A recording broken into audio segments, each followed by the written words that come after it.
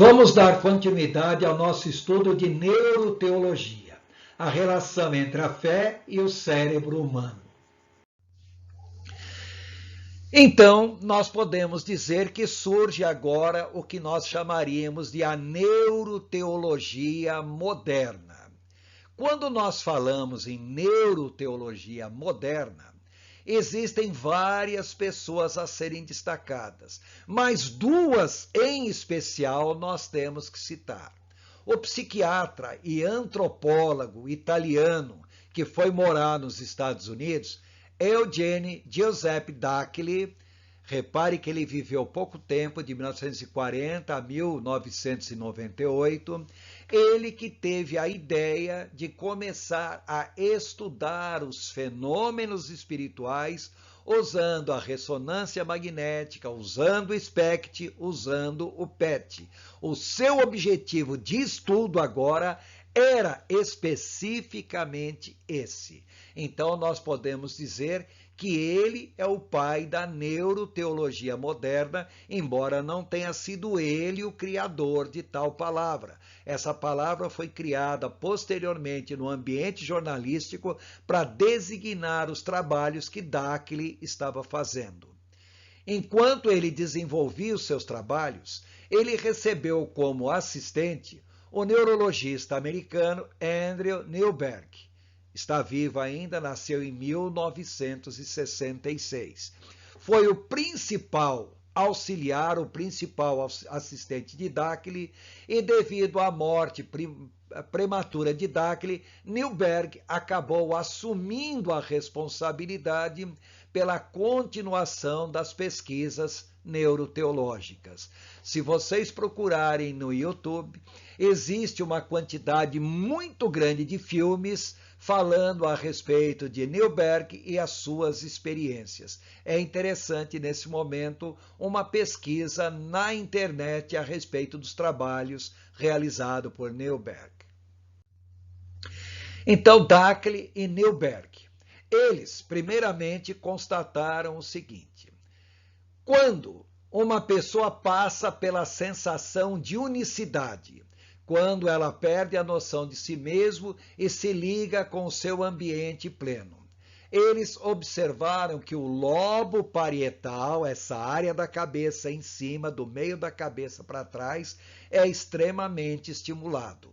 E observaram também o contrário. Quando essa área é estimulada, a pessoa pode desenvolver a sensação de unicidade.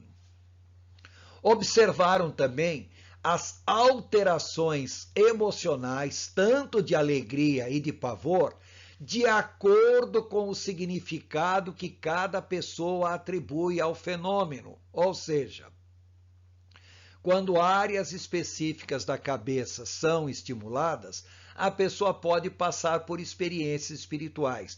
De acordo com as experiências prévias, pessoais de cada pessoa, de cada indivíduo, ela pode olhar essas experiências espirituais como algo bom e sente alegria por isso, ou como algo ruim. Alguns sentem medo e outros sentem até mesmo pavor.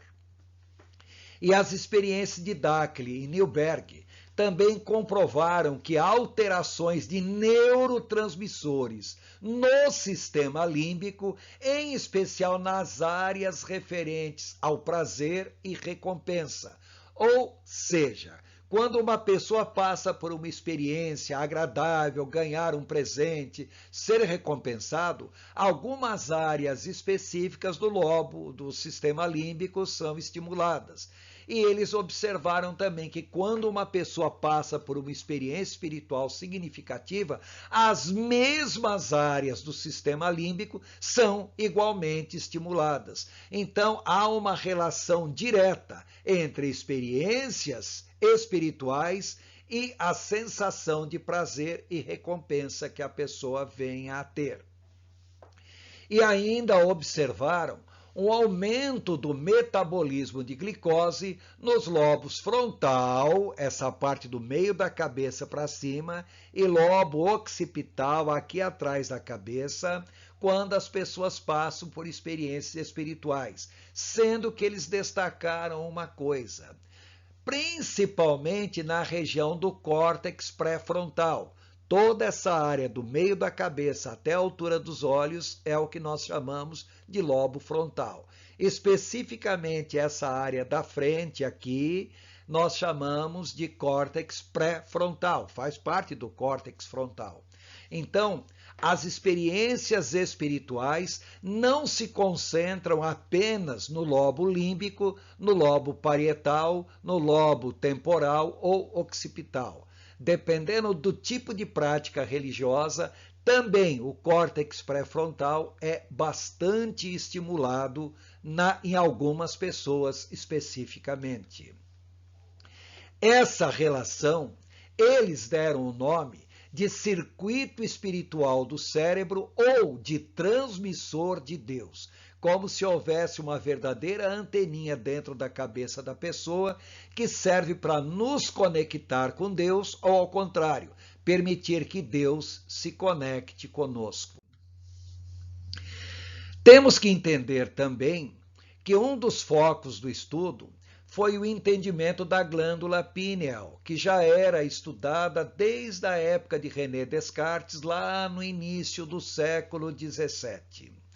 Quando nós falamos sobre essa glândula pineal, entenda bem, a finalidade dela é regulação do ciclo do sono, que é o que nós chamamos ciclo circadiano, a hibernação e controle das atividades sexuais, como desenvolvimento sexual, a procriação, levar a pessoa a atividades reprodutivas e regulação do ciclo menstrual na mulher. Também essa área é responsável pela produção da melatonina, um hormônio que funciona como neurotransmissor e que participa do controle do sono, do ciclo circadiano. Também é responsável pela estabilidade do organismo e, de maneira direta e indireta, atua também no sistema imunológico. A glândula píneal, ela produz uma grande quantidade de cristais de apatita. É um material orgânico produzido pelo organismo, mas é um cristal eletromagnético. Então, esses cristais vibram quando submetidos à influência eletromagnética.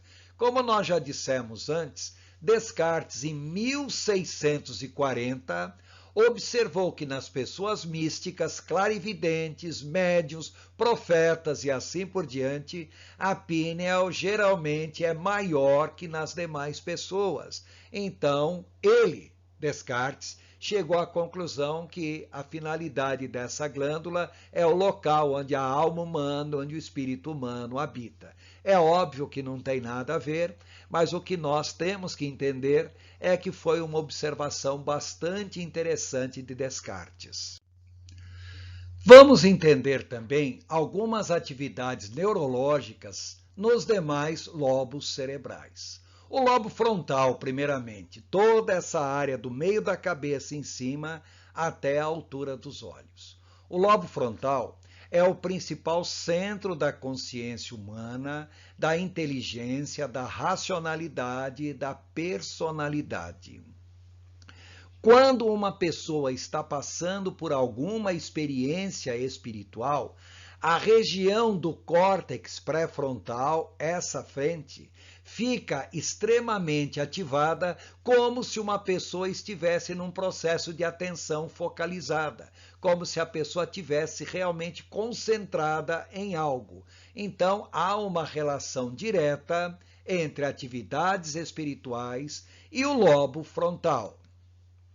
O lobo occipital, aqui atrás da cabeça, ele é responsável principalmente pelo processamento da visão.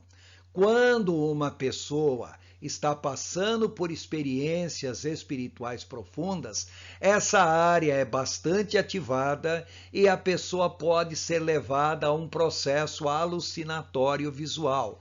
Começa a ver coisas que só ela está vendo.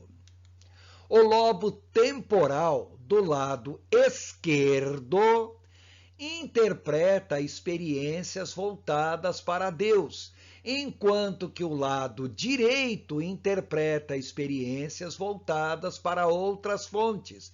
Em outras palavras, essas áreas são bastante estimuladas quando uma pessoa está envolvida em atividade espiritual, sendo que se a pessoa estiver focado para Deus, o seu lado esquerdo será mais acionado, será mais estimulado. Mas se a pessoa estiver voltada para alguma outra fonte espiritual que não seja Deus, será o seu lado direito. A conclusão: o crer está localizado na região límbica e lobos parietais. Agora, o como crer está localizado principalmente nos lobos temporais. E querer crer depende principalmente dos lobos frontais. Portanto, quando uma pessoa diz que crê, nós temos que entender que várias áreas cerebrais diferentes estão sendo ativadas e não uma área específica. Repetindo, o crer está localizado na região límbica, no meio da cabeça lá para dentro, e nos lobos parietais, do meio da cabeça para trás aqui em cima. O como crer está focado principalmente nos lobos temporais, laterais da cabeça, logo acima do ouvido. E o querer crer depende principalmente dos lobos frontais, essa parte aqui na frente da cabeça. Essa figura foi tirada da revista Veja, aonde fala sobre o cérebro de quem crê. Os cientistas mediram alterações neurológicas provocadas por orações e meditações.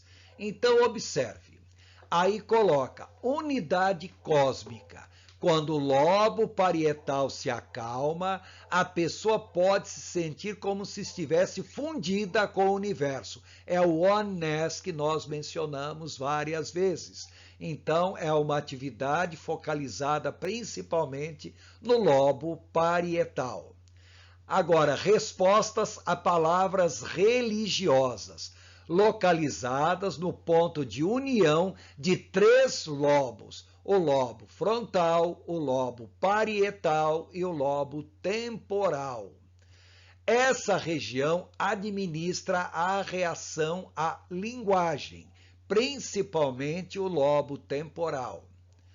Agora observe imagens sagradas. O lobo temporal inferior está envolvida em um processo no qual imagens, como velas ou cruzes, facilitam a prece e a meditação, porque são imagens que nos induzem automaticamente ao conceito de religiosidade.